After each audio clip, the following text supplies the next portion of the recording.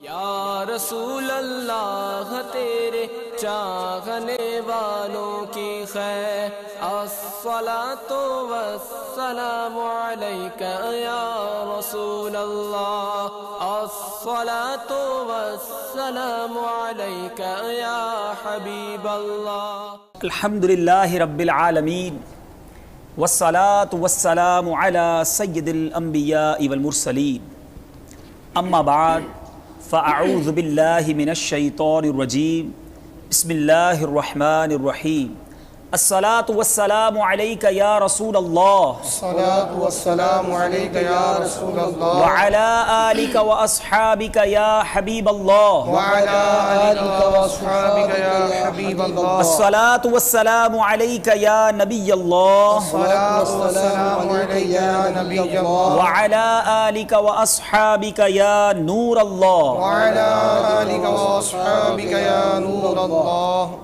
شیخ طریقت امیر اہل سنت بانی دعوت اسلامی حضرت علامہ مولانا ابو بلال محمد الیاس عطار قادری رضوی ضیائی دامت برکاتہم العالیہ اپنے رسالے ضیائے درود و سلام کے صفحہ نمبر 6 پر نور کے پیکر تمام نبیوں کے سرور دو جہاں کے تاجور سلطان بحر و بر صلی اللہ تعالی علیہ وسلم کا فرمان رحمت نشان نقل فرماتے ہیں، مجھ پر درود پاک کی کثرت کرو بے شک یہ تمہارے لیے طہارت ہے۔ صلو علی الحبیب صلی اللہ تعالی علی محمد صلی اللہ علیہ وسلم۔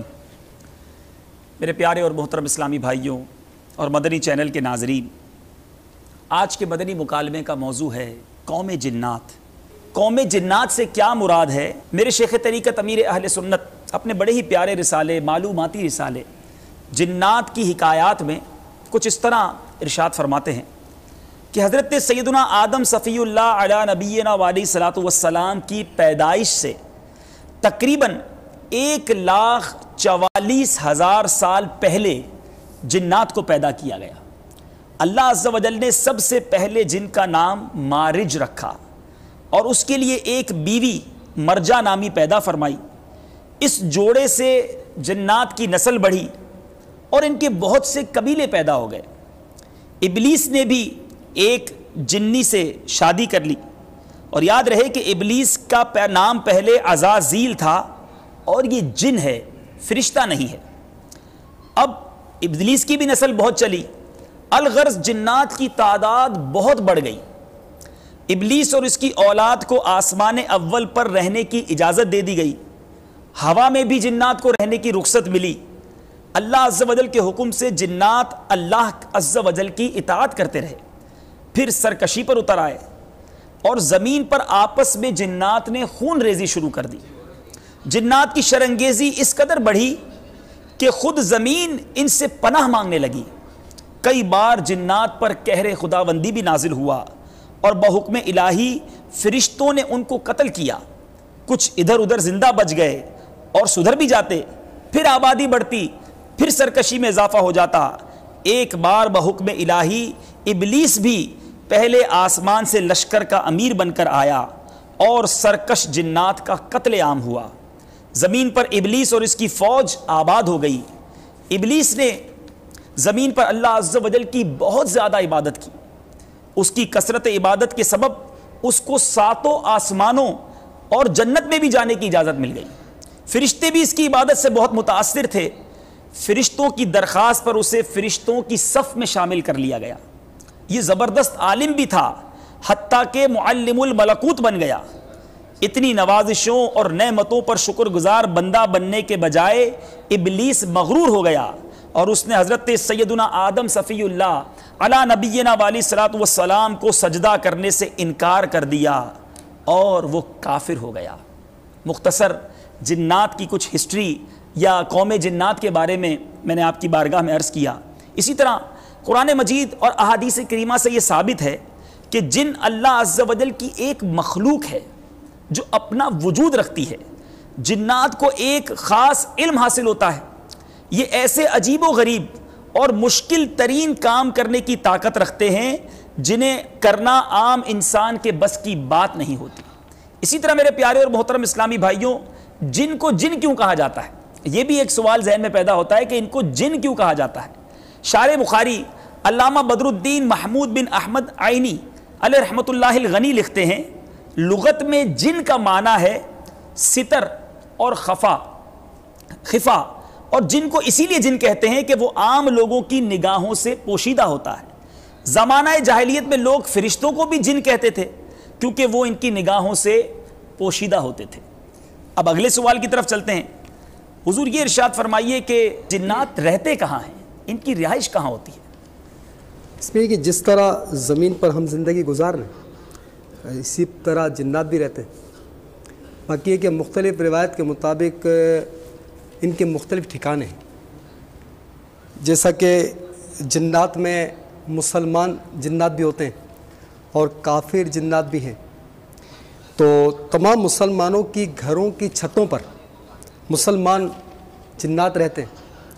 جب دوپہر اور رات کو دسترخوان لایا جاتا ہے، یعنی گھر کے افراد جب کھانا کھاتے ہیں تو یہ جنات بھی چھتوں سے اتر آتے ہیں اور ساتھ بیٹھ کر باقاعدہ کھانا کھاتے ہیں۔ ان کے ذریعے اللہ عز و جل شریر جنات کو بھگا دیتا ہے۔ اسی طرح علامہ جلال الدین سیوطی رحمۃ اللہ تعالیٰ علیہ اپنی کتاب میں لکھتے ہیں کہ اکثر و بیشتر جنات یہ نجاست کی جگہوں پہ رہتے ہیں۔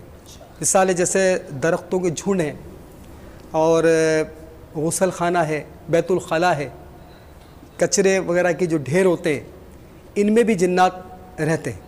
بلکہ نبی کریم رؤوف الرحیم صلی اللہ تعالی علیہ وآلہ وسلم نے ارشاد فرمایا کہ بیت الخلاء جنوں اور شیطانوں کی رہنے کی جگہ ہے، اور تو تم میں جب کوئی شخص بیت الخلاء میں جائے تو یہ دعا پڑھ لیں کہ اللہم انی اعوذ بک من الخبث والخبائث۔ اس کے معنی یہ ہے کہ یعنی میں گندی اور ناپاک چیزوں سے اللہ کی پناہ مانگتا ہوں۔ تو اب یہ تمام باتیں سننے کے بعد جو یہاں اسلامی بھائی تشریف فرما ہیں اور مدنی چینل کے ناظرین ہیں تو ان کو یہ بھی ذہن میں سوالات ہوتے ہوں گے کہ جنات سے کس طرح حفاظت ہو۔ تو یہ پتہ چلا کہ اگر ہم کسی طرح بھی اس دعا کو یاد کر لیں کہ اللہم انی اعوذ بک من الخبث والخبائث، تو یہ دعا پڑھ کر پھر اگر وہ داخل ہوں گے تو یہ ان کے درمیان پردہ ہو جائے گا اور اللہ تعالیٰ کی مدد سے ان شریر جنات سے پناہ حاصل رہے گی۔ تو یہ اکثر واقعات سننے کو ملتے ہیں کہ اسکول میں بچی گئی اور جانے کے بعد وہ یا بچہ پڑھتا تھا وہ گیا بیت الخلاء میں اور وہاں اس پر کوئی اثرات ہو گئے، جنات کے معاملات ہو گئے۔ تو یہی بے احتیاطیاں ہوتی ہیں، تو ہمیں چاہیے کہ اگر یہ احتیاط کریں گے انشاءاللہ تو ہمیں اس کے فائدہ حاصل ہوں گے۔ اس کے علاوہ اور روایت پہ بھی ملتا ہے کہ نبی کریم رؤوف الرحیم صلی اللہ تعالی علیہ وآلہ وسلم کی بارگاہ میں کافر اور مسلمان جنات نے حاضری دی اور انہوں نے اپنا فیصلہ کروانا، آپس میں جھگڑا تھا ان کا، تو سرکار صلی اللہ تعالی علیہ وآلہ وسلم نے جو مسلمان جنات تھے ان کو ٹیلوں و چٹانوں میں رہنے کی جگہ دی اور جو کافر جنات تھے ان کو غاروں کے اندر اور پستہ جگہ جو ہوتی ہیں گھاٹیاں اس میں رہنے کا فرما دیا۔ حضور آپ نے یہ ارشاد فرمایا، لیکن اب جنات کے بارے میں ایک ایسا کانسیپٹ بنتا جا رہا ہے کہ جب بھی جن کا نام آتا ہے تو بڑا خوف آ جاتا ہے اور ایک ڈراؤنی سا چہرہ نگاہوں کے سامنے آ جاتا ہے۔ تو اب آپ نے تو بتایا کہ مسلمان لوگوں کی گھروں کی چھتوں پر بھی رہتے ہیں، آس پاس بھی رہتے ہیں، تو ہو سکتا ہے کہ اس وقت یہاں بھی ہمارے مدنی مکالمے بھی جنات شریک ہوں، تو کیا ایسا بھی ممکن ہے؟ یہ ممکن تو ہے نا، صدر کہ انہی سے متعلق ایک تو مدنی مکالمہ ہے جی، اور جنات صدر مختلف جگہوں پر رہتے ہیں، تو اب یہ بھی اس میں مسلمان بھی ہیں اور خوش عقیدہ ہوتے ہیں، بزرگوں سے محبت کرنے والے ہوتے ہیں، اس طرح کے اجتماعات میں شرکت کرتے ہیں اور کئی ایسے واقعات ملے کہ مدنی قافلوں میں سفر بھی کرتے ہیں ماشاءاللہ۔ تو یہ یقیناً ممکن ہے کہ یہ جنات یہاں بھی موجود ہوں اور شریک ہوں، اور اس طرح مدنی چینل پر جو مدنی چینل اس کے علاوہ بھی جو ہمارے سلسلے ہوتے ہیں اس کو بھی دیکھتے ہوں۔ حضور کیا ڈرنا چاہیے جنات کا تذکرہ؟ اب آپ نے کہا کہ ہمارے شرکا بھی بیٹھے ہیں اور آپ نے کہا ہو سکتا ہے یہاں بھی جنات ہوں، تو کیا ڈرنا چاہیے جنات سے مسلمان کو؟ جنات کا نام جو ہے نا وہ ایک ایسا ہے کہ کوئی اگر یہ کہ مجھے ڈر نہیں لگتا تو ایک مطلب عجیب سی بات لگتی ہے، لیکن جنات انسان کو ڈراتے ہیں بلکہ اغوا کر کے بھی لے جاتے ہیں، اچھا، اور بعض اوقات قتل بھی کر ڈالتے ہیں۔ اسی طرح ہر جن اغوا یا قتل کرنے کی طاقت نہیں رکھتا۔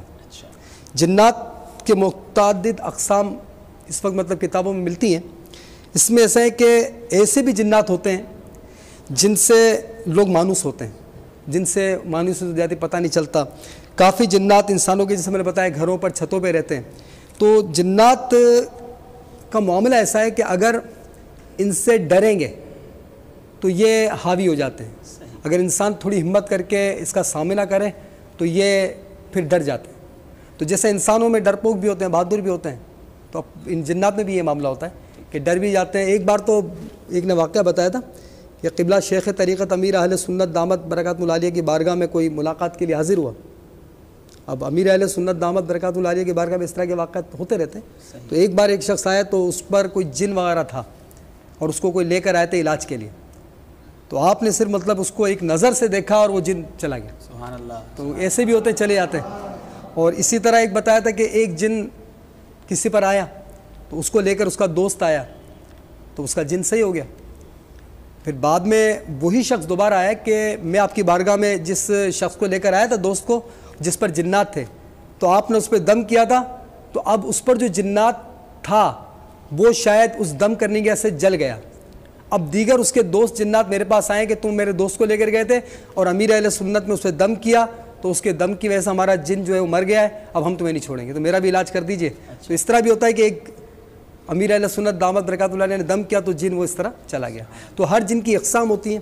اور جن کا مسئلہ یہ ہے کہ جیسے اکثر کہتے ہیں بھی اس کو آصب ہو گیا، اثرات ہو گئے، یا اس پر دیو آ گیا، پری ہو گئی، تو ہوتا کیا کہ جنات ہی ہوتے ہیں. اور جنات کے اس طرح جو مریض ہوتے ہیں نا اس میں دو قسموں سے جنات آتے ہیں. ایک تو یہ کہ جیسے گزر رہے کہیں تو جیسے اس کو کوئی تکلیف پہنچی یا اس کو کوئی چیز پسند آ گئی اس کی تو وہ اس پر حاوی ہو گیا. ایک تو قسم یہ ہے، ایک طریقہ کار یہ ہے. ایک طریقہ یہ ہے کہ جنات پر عاملین عملیات کے ذریعے دشمنی ہوتی ہے تو وہ عملیات کے ذریعے جنات کو بھیجتے ہیں. اب جو جن اپنے طور پر آیا اس کو تو بھگانا یا عملیات کے ذریعے تعویذات وغیرہ کے ذریعے اس کو دور کرنا آسان ہوتا ہے.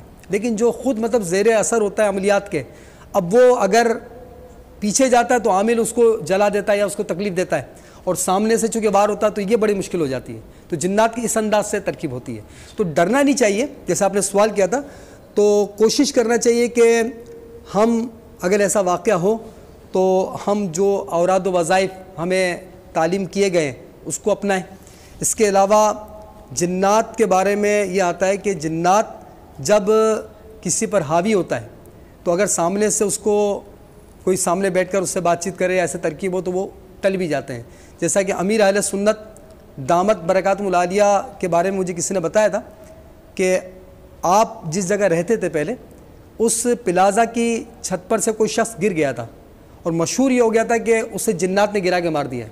تو پورے پلازا میں خوف و ہراس پھیلا ہوا تھا. آپ کے دونوں شہزادے اس وقت چھوٹے تھے تو آپ نے دونوں شہزادوں کو بلایا اور ارشاد فرمایا کہ بیٹا اگر کوئی جن وغیرہ سامنے آ جائے تو گھبرانا نہیں. میں یہ نہیں سنوں کہ جن تمہارے پیچھے بھاگ رہا تھا اور تم آگے آگے بھاگ رہے تھے، بلکہ مجھے سننے کو یہ ملنا چاہیے کہ جن وہ آگے آگے بھاگ رہا تھا اور تم پیچھے پیچھے بھاگ رہے تھے. اس طرح مطلب ہے کہ ذہن دیا. تو اس طرح اگر ہمت رکھیں، اللہ تعالیٰ کی طرف رجوع رکھیں اور ہر اس عمل سے ڈریں جس سے اللہ تعالیٰ کی ناراضگی ہوتی ہے، کیونکہ یہ جنات کا آ جانا یا کوئی بھی مصیبت کا آنا یہ سب ہے کہ اللہ تعالیٰ کی نافرمانی کے سبب ہے کہ ہو سکے. تو اس میں کوشش کر کے ڈرنا نہیں چاہیے. ماشاءاللہ. کیا کسی جن کو صحابیت کا بھی رتبہ ملا؟ اور اگر کوئی صحابی جن ہیں تو ان کا نام بھی اگر بتا دیں ہمارے مدنی چینل کے ناظرین کے لیے. قرآن پاک میں اللہ تعالیٰ جل جلالہ نے سورہ جن میں اور سورہ احقاف میں دو مقامات پر ان جنات کا ذکر فرمایا جو سرکار دو عالم صلی اللہ تعالیٰ علیہ وسلم کی بارگاہ میں حاضر ہوئے. سبحان اللہ. سورہ جن کی ابتدا میں ارشاد فرمایا گیا، تم فرماؤ کہ میری طرف وحی کی گئی ہے کہ جنات کے ایک گروہ نے آپ سے قرآن پاک سنا ہے. سرکار دو عالم صلی اللہ تعالیٰ علیہ وسلم جنت المعلا جو مکہ مکرمہ کا قبرستان ہے اس کے قریب ایک جگہ پر تشریف فرما تھے. صحابہ اکرام علیہم الرضوان میں سے بھی کچھ چند صحابہ حاضر بارگاہ تھے. آپ صلی اللہ تعالیٰ علیہ وسلم نے نماز پڑھی اور نماز میں تلاوت قرآن پاک کی. تو اس کے بعد اسی سورہ جن کی ابتدائی آیت کریمہ میں پہلے تو یہ وحی کی گئی، سرکار کو فرمایا گیا کہ آپ فرما دیجئے کہ میری طرف وحی کی گئی کہ جنات میں سے ایک گروہ نے قرآن سنا جب یہ جن اپنی قوم میں گئے تو جا کر اپنی قوم کو بتانے لگے کہ ہم نے ایک عجیب کلام سنا جو کہ ہدایت کی طرف بلانے والا ہے۔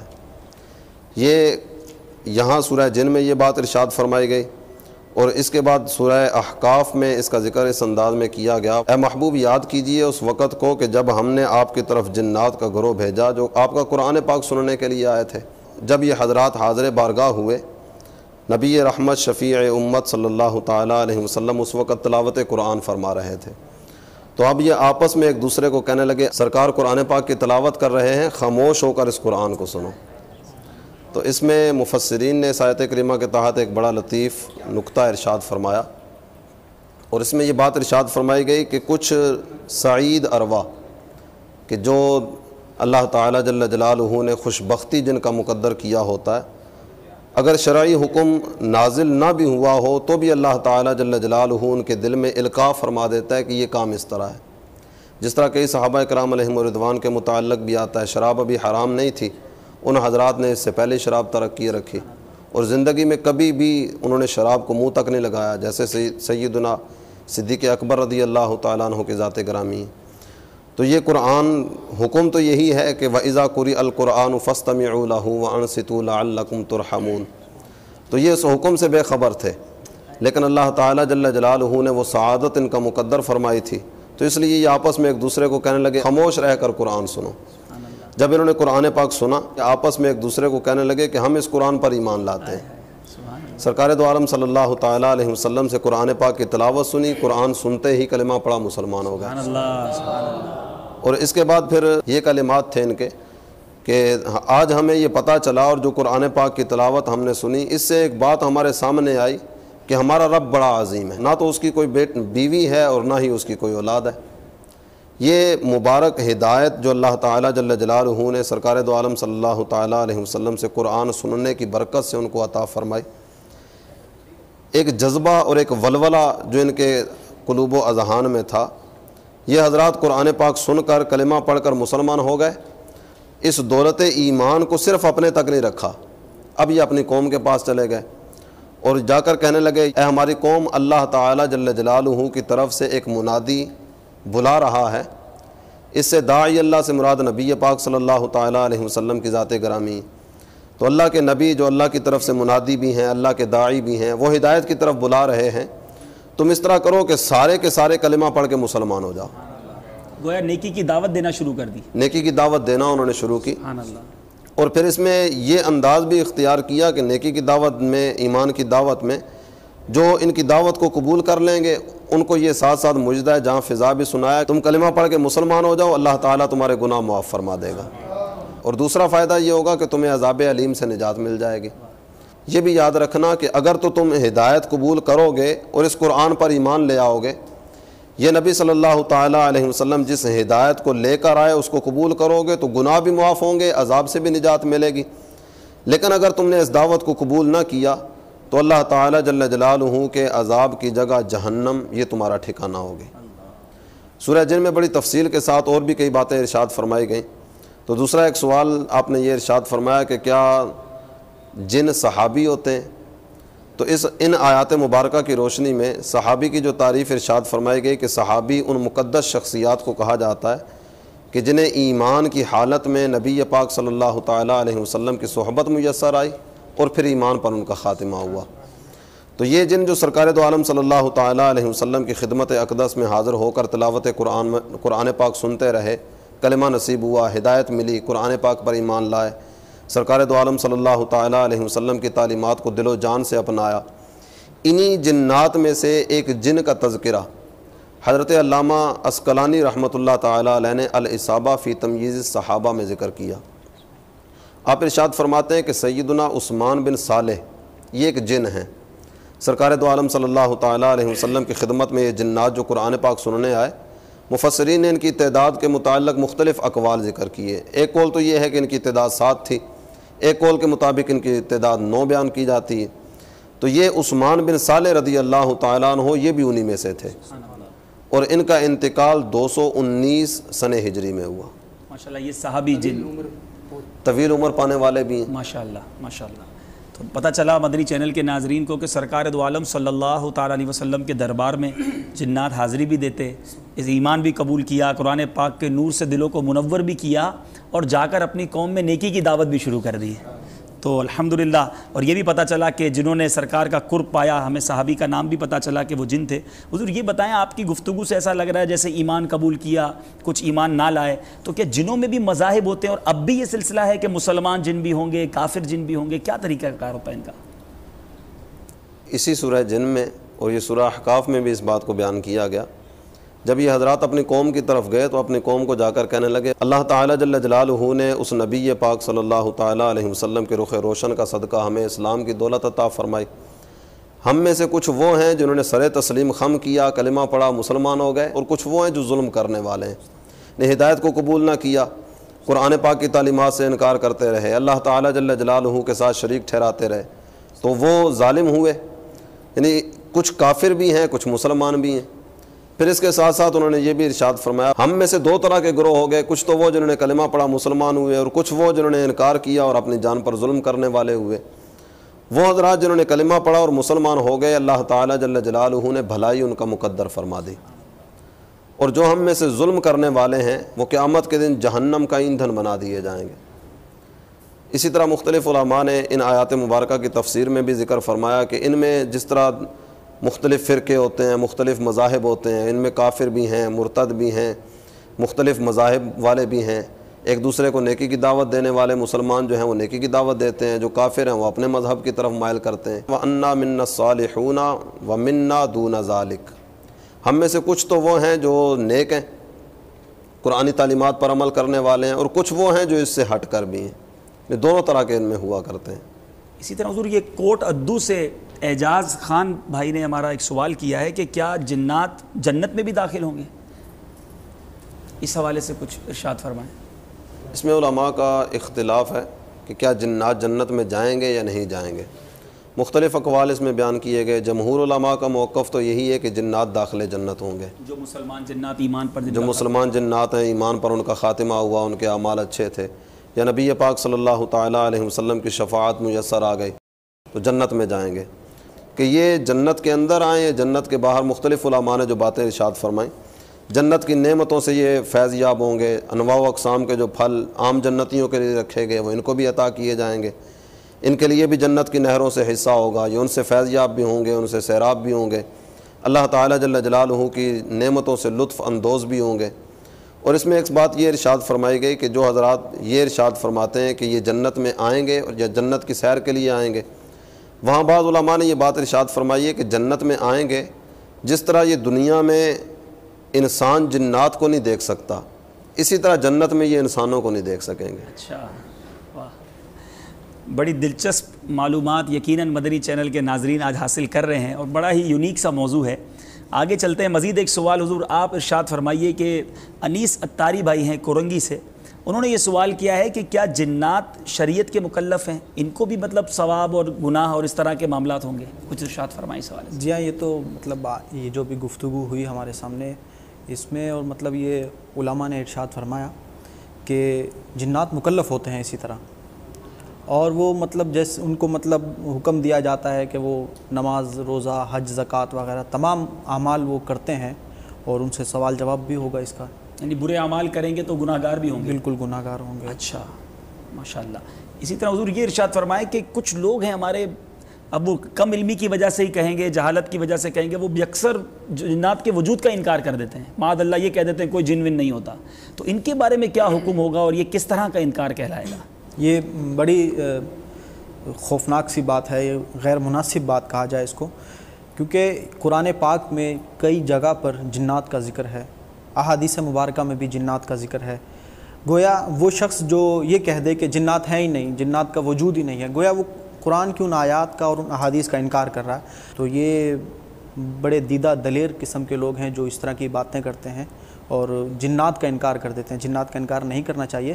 جنات اللہ تعالیٰ کی ایک مخلوق ہے، اللہ تعالیٰ نے پیدا فرمایا، اللہ تعالیٰ نے ان کو مختلف قوتیں عطا فرمائی ہیں، اور وہ بڑی ان کی عجیب و غریب ان کی طاقتیں ہیں، اور وہ ایسے ایسے کام کر لیتے ہیں جو بڑے حیرت انگیز ہوتے ہیں، تو اس کا انکار نہیں کرنا چاہیے۔ اور جن لوگوں نے خدا نخواستہ آج تک ایسی بات کی ہوگی اور جنات کا انکار کر دیا ہوگا تو ان کو توبہ کرنی چاہیے اس پر اور تجدید ایمان وغیرہ کر لینی چاہیے. بڑی اہم بات آج ہمیں پتہ چلی ہے. یہ بعض اوقات کم علمی کی وجہ سے مدنی چینل کے ناظرین غور فرمائیں کہ کہہ دیتے ہیں کہ بھائی کوئی جن وغیرہ نہیں ہوتا. معاذ اللہ, آج ہم نے کتنی احادیث سنی, ہم نے قرآنی آیات سنی. سورہ جن پوری جنات کے موضوع پر ہی ہے, تو یہ تو باقاعدہ ان آیات اور ان سورہ اور ان احادیث کا انکار ہو جائے گا. تو ہمیں اس پر جو ہے وہ یہ کم علمی ہے. مدنی چینل دیکھتے رہیں گے انشاءاللہ, دعوت اسلامی کے مدنی ماحول میں آتے جاتے رہیں گے, قافلوں میں سفر کرتے رہیں گے. یہ ایسے علوم ہیں جو ہمیں معلوم ہونے چاہیے. تو آج یقیناً ہماری اصلاح ہوئی ہوگی. اور بڑی اچھی بات ہمارے اسلامی بھائی نے کی کہ اگر خدا نہ خواستہ اس طرح کے جملے زبان سے نکل گئے ہیں تو توبہ بھی کر لینی چاہیے, تجدید ایمان کر لینا چاہیے. ہو سکے تو کسی قریبی مفتی صاحب سے رجوع کر کے اپنے ان جملوں کی وضاحت لے لینی چاہیے کہ کس انداز میں آپ نے کیا کہا تھا. بہرحال یہ بڑی سخت بات ہے. یہ مجلس سے مکتوبات تعویذات عطاریہ کے بستے پر ایسے لوگ آتے ہیں اچھا, جو جب ان پر ایسا واقعہ ہوتا ہے کہ جن کا معاملہ ہو جاتا ہے تو پھر یہ اپنے عزیز کو لے کر آتے ہیں. پھر وہ کہتے بھی ہم تو مانتے نہیں تھے, آج پتہ چلا کہ ایسا ہے. تو جب یہ ایسے معاملات ہونے پر پھر وہ کرنا ہی پڑتا ہے. وہ یا کہ وہ جن منوا لیتے ہیں اپنے آپ کو. تو یہ نہیں ہونا چاہیے, بلکہ یہ بالکل قرآن پاک میں چیزیں موجود ہیں تو ہمیں اس پر یقین ہونا چاہیے. حضور یہ ارشاد فرمایا, آپ نے اپنی گفتگو کے دوران بھی کہا تھا کہ یہ جنات اغوا کر سکتے ہیں, قتل بھی کر دیتے ہیں. تو یہ کیا واقعی ایسا معاملہ ہوتا ہے, جنات کر سکتے ہیں؟ یہ ان کو مطلب اس طرح کی ترکیب ہوتی رہتی ہے. جیسا کہ ایک مرتبہ نور کے پیکر, تمام نبیوں کے سرور, دو جہاں کے تاجور صلی اللہ تعالی علیہ وآلہ وسلم صحابہ کرام کے جھرمٹ میں تشریف فرما تھے کہ ایک یہودی عورت حاضر خدمت ہوئی, رونے لگی کہ میرا بچہ جو تھا وہ میرے سامنے کھیلتے کھیلتے غائب ہو گیا.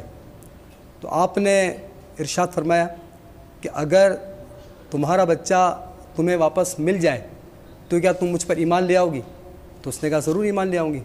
تو آپ صلی اللہ تعالی علیہ وآلہ وسلم نے دعا کے لیے ہاتھ اٹھائے اور دیکھتے دیکھتے وہ بچہ وہیں ایک دم ظاہر ہو گیا. آپ صلی اللہ تعالی علیہ وآلہ وسلم نے اس بچے سے ارشاد فرمایا کہ تم کہاں تھے؟ تو اس نے بتایا کہ میں کھیل رہا تھا کہ اچانک ایک کافر جن اس نے مجھے پکڑا اور مجھے اٹھا کر سمندر کے کسی مقام پر لے گیا. تو آپ نے جب دعا فرمائی تو ایک اللہ تعالیٰ نے ایک مسلمان جن جو اس سے طاقتور تھا اس پر مسلط کیا, اس نے اس کو سے مجھے چھڑایا اور ابھی آپ کی خدمت میں حاضر کر دیا. تو یہودی عورت نے اسی وقت کلمہ پڑھا اور اسلام قبول کر لیا. تو اس طرح کئی واقعات ملتے ہیں. جیسا کہ پہلے بھی ایک بار بتایا گیا تھا کہ اکثر گھر میں نہیں کہتے ہیں کہ بابا آ جائے گا, ہاؤ آ جائے گا, جن آ جائے گا, جن لے جائے گا. تو اسی طرح کی عورت تھی, وہ اپنے بچے کو ڈرا رہی تھی کہ لے جن لے جا, دیکھ جن لے جا, ایسے جو بولا نا جن لے جا, تو ہاتھوں سے بچہ غائب ہو گیا. وہ بچہ پھر ملا نہیں.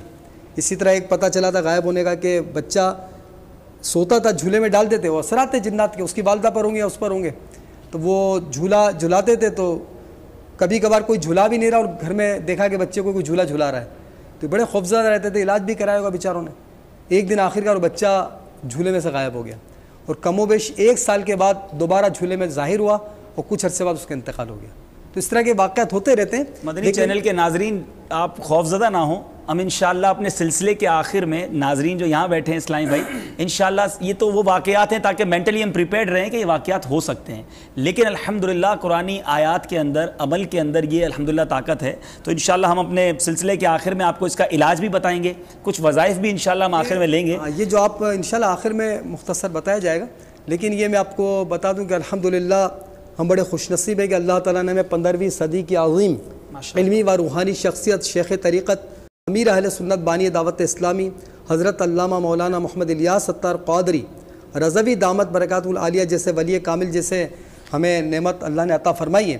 آپ نے اپنا ایک رسالہ ہے 40 روحانی علاج, ماشاءاللہ, اس میں ایک ورد دیا ہے. سبحان اللہ. چلیں ورد لے لیجیے ہاتھوں ہاتھ انشاءاللہ. اور یہ بڑا پیارا ورد, مختصر سا ورد, ماشاءاللہ, کہ جو کوئی وضو کرتے ہوئے یا قادرو یا قادرو یا قادرو پڑھے گا اس کو انسان اور جنات اغوا نہیں کر سکتے. سبحان اللہ, سبحان اللہ. نیت کر لیں انشاءاللہ روزانہ وضو کرتے ہوئے یا قادرو پڑھیں گے انشاءاللہ. اب وضو صدر وضو کرنے کے لیے جو نمازی ہوگا الحمدللہ, دیکھیں نماز کی برکت کہ جو نماز پڑھنے والا ہوگا وہ ویسے اللہ تعالیٰ کی رحمتوں کے سائے میں ہوتا ہے, اور جو اللہ کی رحمتوں کے سائے میں ہو تو اس کو جنات وغیرہ کیا کریں گے. سب سے بڑی طاقت اللہ کی ہے. تو یہ جو مدنی چینل کے ناظرین ہیں اور جو اسلامی بھائی موجود ہیں, اس بات کو پیش نظر رکھیں. اصل میں جنات کا صرف ایک خوف ہے, یہ ایک مصیبت ہے. اللہ تعالیٰ ہم سب کو اس سے عافیت عطا فرمائے. لیکن اصل جو مصیبت ہے کسی جن کا شکار یا کینسر کا مریض، ہیپیٹائٹس سی کا مریض، اس سے بڑا مصیبت زدہ وہ ہے جو اللہ تعالیٰ کی نافرمانی کرتا ہے، بدنگاہی کرنے والا، نماز قضا کرنے والا. تو یہ بدقسمتی سے ہم مصیبت نہیں سمجھتے اس کو، ورنہ بڑی مصیبت ہیں. تو اللہ تعالیٰ کی رضا والے کاموں میں لگیں گے، اللہ کی مدد شامل ہوگی، انشاءاللہ جنات اور ہر طرح کی مصیبتوں سے حفاظت ہوگی انشاءاللہ. حضور یہ ایک سوال اس طرح کا آیا ہے، محمد عبد الباسط بھائی ہیں راول پنڈی سے. انہوں نے سوال کیا ہے کہ لوگوں پر جو حاضری ہوتی ہے اور کہا جاتا ہے وہ کیا وہ جن ہوتے ہیں، کیونکہ وہ اپنے آپ کو کوئی بزرگ بتاتے ہیں، کسی کو کہتے ہیں غوث پاک کی سواری آ گئی، فلاں بزرگ آ گئے، اور پھر وہ دم بھی کرتے ہیں. تو اس حوالے سے کچھ رہنمائی فرمائیں، مدنی چینل کے ناظرین بھی سن رہے ہیں کہ وہ کیا ان کے اوپر کیا چیز آتی ہے. وہ اس میں حاضرات وغیرہ کا جو معاملات ہوتے ہیں یہ مردوں کے ساتھ بھی ہوا کرتے ہیں، عورتوں کے ساتھ بھی ہوا کرتے ہیں. اس میں عام طور پر یہ ہوتا ہے کہ وہ جن جسم میں داخل ہوا اور اس نے آ کر مجمع جمع کیا، کچھ لوگوں کو جمع کر لیا. بعض اوقات یہ اس طرح بھی کرتے ہیں کہ نیکی کی دعوت دینا شروع کر دی، محفل نعت شروع کر دی، نعت خوانی کا سلسلہ شروع ہو گیا، اللہ اللہ کی ضربیں لگنے لگیں. اور اس میں پھر بعد میں یہ عام ہمارے جہالت کی بنا پر مسلمان بھائی، بعض دفعہ ایسا بھی ہوتا ہے کہ مرد بھی جمع ہو جاتے ہیں، عورتیں بھی جمع ہو جاتی ہیں، اختلاط ہو جاتا ہے مرد و زن کا. اور اس میں پھر طرح طرح کے سوالات ان سے پوچھے جاتے ہیں نا کہ میرے ہاں وہ فلاں بیماری ہے، اس کا کیا ہوگا، فلاں مقدمہ ہو گیا، اس کا کیا بنے گا، فلاں جگہ یہ مسئلہ ہو گیا، اس کا کیا حل ہوگا، میری یہ چوری ہوئی تھی، یہ چوری کس نے کی ہے. اس طرح کے مختلف سوالات کیے جاتے ہیں. تو یہ عموماً یہ جنات ہوتے ہیں. کچھ جنات تو اس طرح کے ہوتے ہیں کہ جن کو مجمع جمع کرنے کا شوق ہوتا ہے، تو وہ مجمع جمع کرنے کے لیے اس طرح کا انداز اپناتے ہیں تاکہ لوگ آئیں گے، وہ سوالات کریں گے. اب وہ بیچارے اپنی تکلیف میں مبتلا ہو کر جہالت کی بنا پر اس طرح کے سوالات کر رہے ہوتے ہیں اور وہ مزہ لے رہے ہوتے ہیں. اعلیٰ حضرت امام اہل سنت نے فتاوی افریقہ میں اس کے متعلق بڑی وضاحت ارشاد فرمائی کہ اس طرح ان جنات سے سوالات کرنا اور یہ سمجھنا کہ ان کو علم غیب ہے، یہ غلط ہے. اور اس طرح کے سوالات کو آپ نے حرام ارشاد فرمایا. ایک بات ہمیں اچھی طرح یاد رکھنی چاہیے کہ جس طرح یہ آپ نے بھی سوال میں ارشاد فرمایا کہ وہ کہتے ہیں کہ میں غوث اعظم ہوں، بعض دفعہ کسی اور بزرگ کا نام لے لیتے ہیں کہ ہم فلاں شہر سے آئے ہیں. تو یہ ہمیں اچھی طرح یاد رکھنا چاہیے کہ انسان اس کا جسم جو ہے نا جسم کثیف ہے، ایک جسم رکھنے والی چیز ہے. تو جسم کثیف کا حلول جسم کثیف میں نہیں ہو سکتا. لطیف چیز تو لطیف چیز میں مکس ہو سکتی ہے، جمع ہو سکتی ہے، حلول کا بھی تصور ہوتا ہے. آپ اس کو یوں ہی سمجھ لیجئے کہ دو دیواریں تھیں تو دو دیواریں مل کر ایک نہیں ہو سکتی. ایسا بھی نہیں ہو سکتا کہ ایک دیوار اس دیوار سے مرور و عبور کا کوئی سلسلہ ہو، یہ ادھر سے نکل کے ادھر ہو گئی، ادھر سے نکل کے ادھر ہو گئی. تو یہ غوث اعظم آ گئے، فلاں بزرگ آ گئے، یہ فلاں جگہ سے آ گئے، یہ فلاں شہر سے آ گئے، یہ فلاں پیر صاحب ہیں، یہ فلاں ہستی ہیں. تو انسان کا حلول انسانی جسم میں نہیں ہو سکتا. اور پھر اس کے بعد یہ تصور کہ یہ علم غیب جانتے ہیں، یہ مستقبل کی خبر دے دیں گے. تو قرآن پاک میں اللہ تعالیٰ جل جلالہ نے ارشاد فرمایا عالم الغیب فلا یظہر علی غیبہ احدا. غیب کا جاننے والا یعنی اللہ عز و جل اپنے غیب پر کسی کو مطلع نہیں فرماتا. الا من ارتضی من رسول، ہاں رسولوں میں سے جسے پسند کرتا ہے اسے یہ علم عطا فرما دیتا ہے. تو اس سے ہمیں اس آیت کریمہ سے دو باتیں پتہ چلیں. ایک تو یہ کہ اللہ تعالیٰ جل جلالہ یہ علوم غیبیہ، کیونکہ ایک تصور یہ بھی ہوتا ہے کہ اللہ تعالیٰ جل جلالہ نے کسی کو علم غیب نہیں عطا فرمایا. تو اس میں اس بات کا ذکر کر دیا گیا کہ اللہ تعالیٰ جل جلالہ اپنے رسولوں میں سے جس سے راضی ہوتا ہے، جسے پسند کرتا ہے، اسے یہ علوم عطا فرماتا ہے. تو اللہ تعالیٰ جل جلالہ کے جتنے بھی رسول ہیں، کوئی ایک رسول بھی ایسا نہیں ہے جس سے اللہ تعالیٰ ناراض ہو یا اللہ تعالیٰ کا ناپسندیدہ ہو.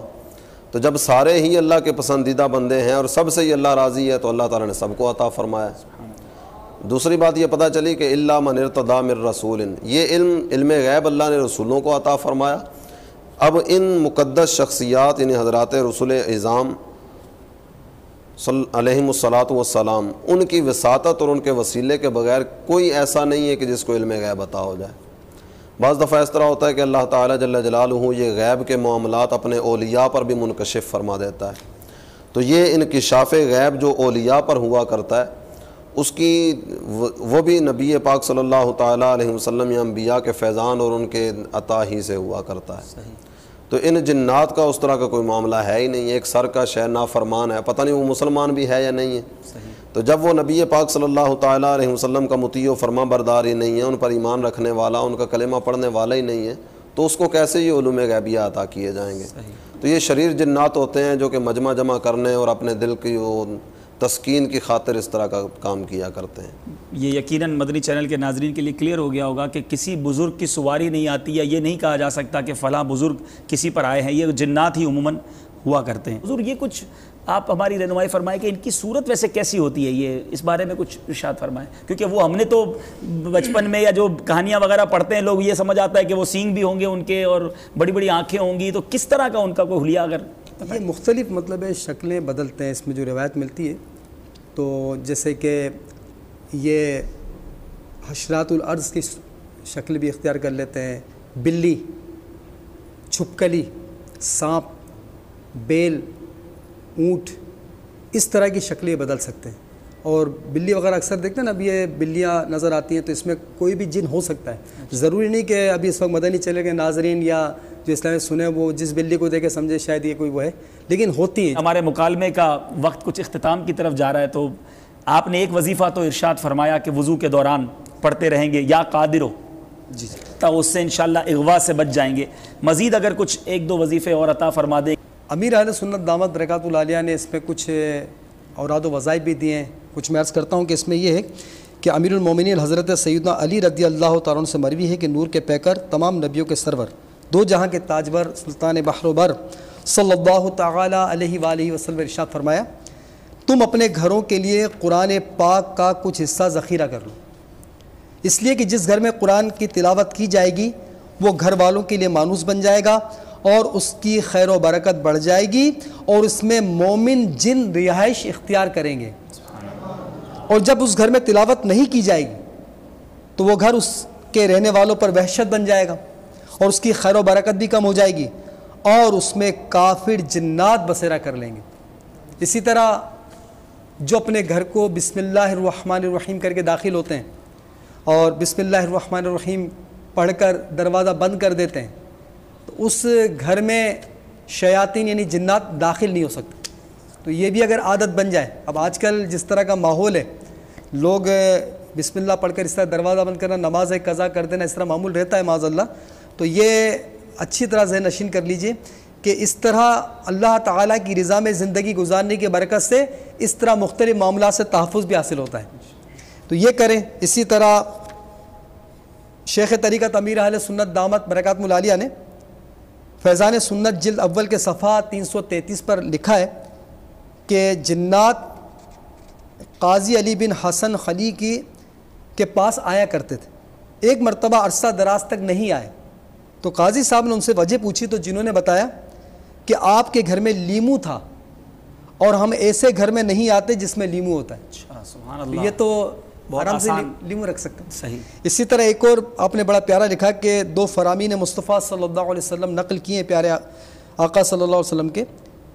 نمبر 1, سفید مرغ رکھا کرو, اس لیے کہ جس گھر میں سفید مرغ ہو تو نہ شیطان اس گھر کے قریب ہوگا اور نہ جادوگر ان کے گھروں کے قریب ہوگا. سبحان اللہ, سبحان اللہ. دوسرے میں کہ سفید مرغ کو برا بھلا مت کہو, اس لیے کہ یہ میرا دوست ہے اور میں اس کا دوست ہوں, سبحان اللہ. اور اس کا دشمن میرا دشمن ہے.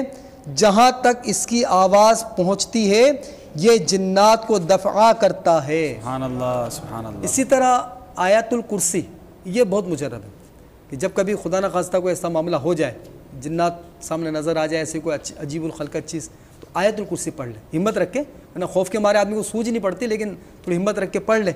اور سوتے وقت شجرہ اتاریہ جو امیر اہل سنت سے مرید ہیں اور یا طالب ہیں تو ان کو یہ ان کے اوراد و وظائف پڑھنے کی اجازت ہے. تو اس میں ایک ورد ہے کہ سوتے وقت سورہ اخلاص, سورہ فلق اور سورہ ناس یہ 3 بار پڑھ کر سوتے وقت ہاتھوں پہ دم کر کے پورے جسم پر پھیر لیں. 3 مرتبہ اس طرح کریں, انشاءاللہ جنات سے حفاظت رہے گی. سبحان اللہ, سبحان اللہ. اور ایک اور بڑا پیارا امیر اہل سنت نے ایک دعا بتائی ہے, آپ نے ایک پمفلٹ بھی نکالا ہے, امڑتی ہوئی اموات, جس میں ایک دعا ہے الحمدللہ الذی عافانی مما ابتلاک بہ وفضلنی علی کثیر ممن خلق تفضیلا، کہ نبی کریم رؤوف الرحیم صلی اللہ تعالی علیہ وآلہ وسلم کا فرمان ہے، جس کا مفہوم ہے کہ جو اس دعا کو کسی مصیبت زدہ کو دیکھ کر پڑھ لے وہ مصیبت اس کو نہیں پہنچے گی۔ مثال ہے کسی ہیپیٹائٹس سی کے مریض کو دیکھ کر یہ دعا جس نے پڑھ لی تو یہ مدنی ویکسین ہو گئی، اب اس کو وہ ہیپیٹائٹس سی زندگی بھر نہیں ہو سکتا انشاءاللہ۔ اسی طرح کسی کینسر زدہ کو دیکھ کر کسی مریض کو دیکھ کے پڑھ لی۔ اسی طرح جب کسی پر آپ نے دیکھا کہ کہیں رشتہ داروں میں گئے ہوئے ہیں، اچانک کسی پر جن کی حاضری ہو گئی اور وہ چیخ رہا ہے اور ڈرا رہا، آپ کا دل کہاں پر آئے کہ میں کیا کروں، یہ میرے پہ نہ آ جائے، تو اس سب سے پہلے کام یہ کریں کہ یہ دعا اس کو دیکھ کے پڑھ لیں، انشاءاللہ وہ جن آپ پر نہیں آ سکے، انشاءاللہ اس مصیبت سے بچیں گے۔ ماشاءاللہ ماشاءاللہ، بہت اچھے وظائف آپ نے عطا فرمائے۔ میں بھی انشاءاللہ ایک بات مدنی چینل کے ناظرین کو عرض کرنا چاہتا ہوں کہ اگر آپ چاہتے ہیں کہ جنات سے حفاظت ہو جائے، آپ کو بڑی پیاری مدنی بہار سناتا ہوں۔ محمود آباد باب المدینہ کراچی کے ایک اسلامی بھائی نے کچھ اس طرح بتایا کہ میرے بچوں کی امی یعنی میری اہلیہ پر جن کا اثر ہو گیا، جس کی وجہ سے بارہا اس کی طبیعت اچانک بگڑ جاتی تھی۔ وہ جن صرف اہلیہ کو نظر آتا اور اسے دھمکی دیتا کہ اپنے شوہر کو چھوڑ کر مجھ سے شادی کر لو، تمہیں دنیا کی دولت سے مالا مال کر دوں گا، ورنہ تمہیں، تمہارے بچوں اور شوہر کو ختم کر دوں گا۔ اس کے علاوہ بھی طرح طرح کی دھمکیاں دیتا، مگر کوئی غیبی طاقت اسے اہلیہ کے قریب نہ آنے دیتی تھی، چنانچہ وہ یہ سب کچھ دور دور سے کہتا۔ ایک رات میری زوجہ کی طبیعت بہت زیادہ خراب ہوئی، میں نے گھبرا کر امیر اہل سنت کا وہ جو شجرہ عالیہ قادریہ رضویہ عطاریہ میں منظوم ایک نظم ہے وہ پڑھنی شروع کر دی اور اپنے پیر و مرشد کی بارگاہ میں استغاثہ پیش کیا، خوب فریادیں کی۔ الحمدللہ عز و جل کچھ ہی دیر کے بعد میری زوجہ کی طبیعت سنبھل گئی، ساری رات امن رہا۔ صبح اہلیہ کو وہ جن نظر آیا اور اس کا منہ بہت سوجا ہوا تھا۔ اس نے کراتے ہوئے بمشکل تمام کہا، آج آخری بار آیا ہوں، تمہارے پیر نے مجھے بہت مارا ہے، رات بھر زخمی حالت میں چھت پر پڑا رہا ہوں، اور میرے جن نانا نے بھی مجھے سمجھایا ہے کہ بیٹا باز آ جا، یہ لوگ بہت طاقتور ہیں، جان کی سلامتی چاہتا ہے تو دوبارہ مت جانا۔ یہ کہہ کر وہ جن غائب ہو گیا اور آج تک دوبارہ نظر نہیں آیا۔ تو امیر اہل سنت کے مرید بن جائیے۔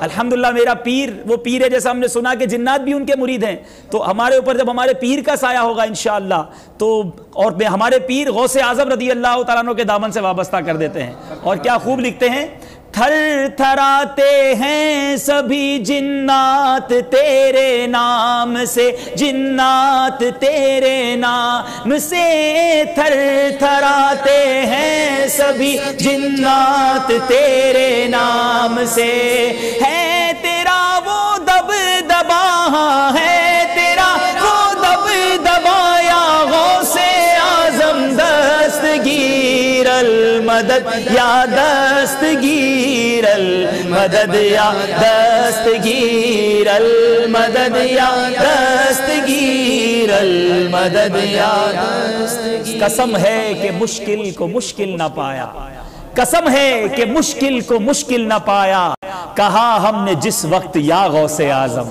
تو غوث پاک کا غلام ہو، امیر اہل سنت کا مرید ہو، انشاءاللہ وہ دنیا میں بھی خیر سے رہے گا اور مفتی دعوت اسلامی کی طرح قبر میں بھی انشاءاللہ چین سے رہے گا۔ تو مدنی چینل کے ناظرین سے میں گزارش کروں گا، بڑی پیاری بات ہمارے اسلامی بھائی نے مکالمے کے شروع میں ہی کہی تھی کہ ہمیں ایسی عظیم ہستی کا دور ملا ہے، ان کی رفاقت ملی ہے، ان کی صحبتوں، اور الحمدللہ مدنی چینل کے ذریعے ان کا دیدار ملا ہے۔ تو جب بھی موقع ملے، جتنی جلدی موقع ملے، امیر اہل سنت کے دامن سے وابستہ ہو جائیں۔ اللہ تبارک و تعالی ہم سب کو علم نافع عطا فرمائے، جنات اور شریر انسانوں کے شر سے محفوظ فرمائے۔ اللہ تبارک و تعالی اپنے حفظ و امان میں ہماری زندگی اپنے حفظ و امان میں رکھے۔ اللہ تبارک و تعالی ہم سب کی جان، مال، عزت، آبرو، آل اور اولاد، دین اور ایمان کی حفاظت فرمائے۔ یا رسول اللہ تیرے چاہنے والوں کی خیر، الصلاۃ والسلام علیک یا رسول اللہ، الصلاۃ والسلام علیک یا حبیب اللہ۔